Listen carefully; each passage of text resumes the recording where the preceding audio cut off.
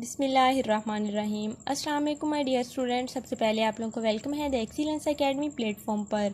Dear students, आज हमने बात करनी है टेक्सोनोमिक कीज़ की।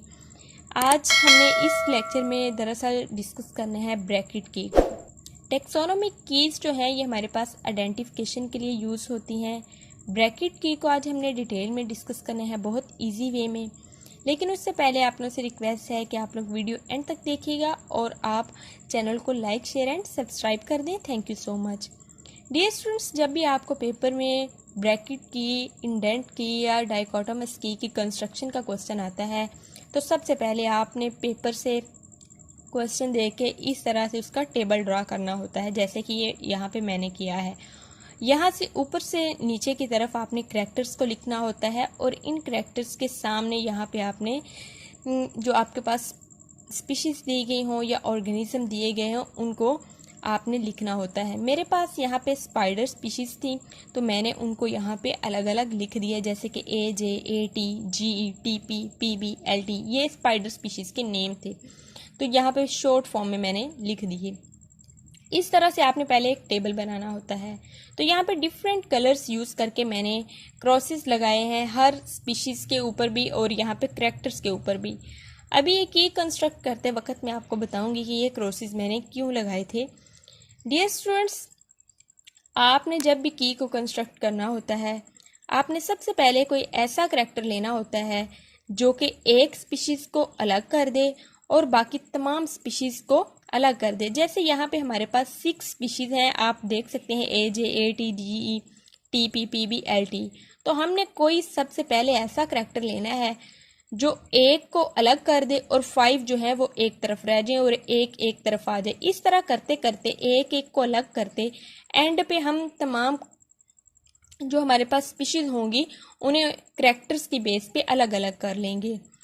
की कंस्ट्रक्ट करते वक्त आपने एक बात का ख्याल रखना है कि हमारे पास जितनी भी स्पीशीज़ होंगी वो एट द एंड अलग अलग होनी चाहिए, एक एक होनी चाहिए। करैक्टर कोई रह जाए तो रह जाए, यानी कि ना यूज़ हो तो इस बात की टेंशन नहीं लेनी। स्पीशीज़ जो है हमारे पास जितनी भी गिवन होंगी वो अलग अलग होनी चाहिए करैक्टर्स को यूज़ करके। बहुत ईजी वे में इसे हम डिस्कस करते हैं। तो कंस्ट्रक्शन की मैं बात कर रही हूँ तो ब्रैकेट की को जब मैंने कंस्ट्रक्ट किया यहाँ पे तो सबसे पहले मैंने जो करैक्टर लिया है वो है शेप ऑफ सिफेलोथोरक्स। शेप ऑफ सिफेलोथोरक्स जब मैंने लिया है तो इसमें आप देख सकते हैं कि शेप ऑफ सिफेलोथोरक्स सिर्फ एक स्पीशीज के पास ही स्केयर फॉर्म में है।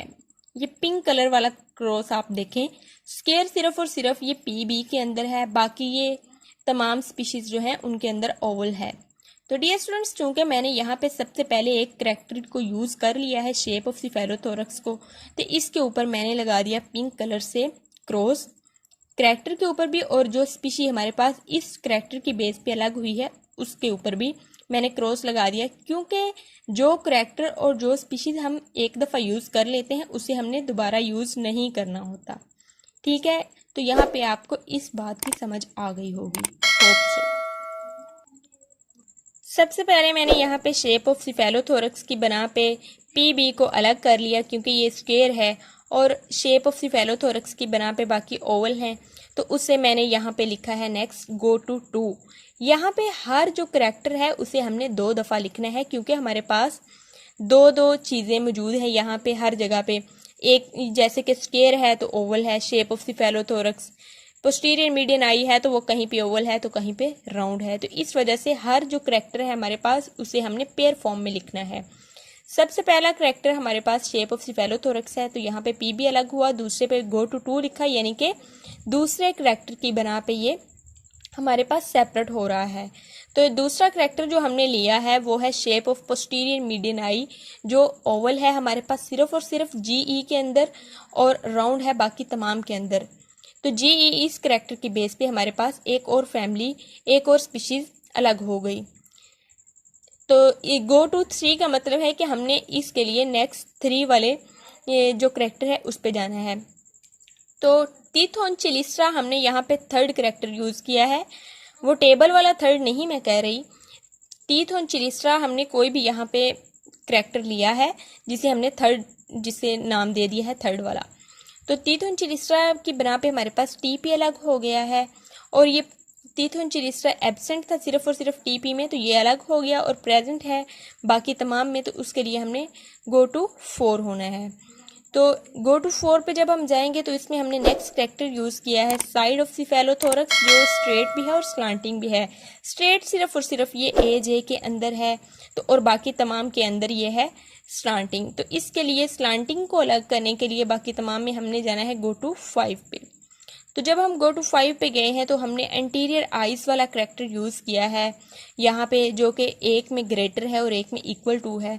ग्रेटर में हमारे पास AT अलग हो गया और हमारे पास इक्वल टू में LT अलग हो गया। इस तरह करके हमारे पास ये जो 6 स्पीशीज़ हमने यूज़ की थी ये देखें आप अलग अलग हो गई। और अगर आप अभी नेक्स्ट दोबारा फिर ये टेबल देखेंगे जो हमने ड्रा किया था, तो उसमें कुछ करैक्टर हमारे पास इस तरह के हैं जो रह गए हैं, जैसे नंबर ऑफ क्लास और रोज ऑफ फाइल्स। तो वो अगर रह गए हैं तो उनकी टेंशन नहीं है, क्योंकि हमारे पास ये तमाम स्पीशीज़ अलग अलग हो चुकी हैं। जैसे जैसे डियर स्टूडेंट्स मैंने कलर्स को यूज़ किया है वैसे वैसे ही वहाँ पे मैंने स्पीशीज़ को कट किया है उसी कलर के साथ और करैक्टर को भी उसी कलर के साथ। होप तो आपको लेक्चर समझ आया होगा। काइंडली आप चैनल को लाइक शेयर एंड सब्सक्राइब करें and stay connected for more videos. Thank you so much. अल्लाह हाफिज़।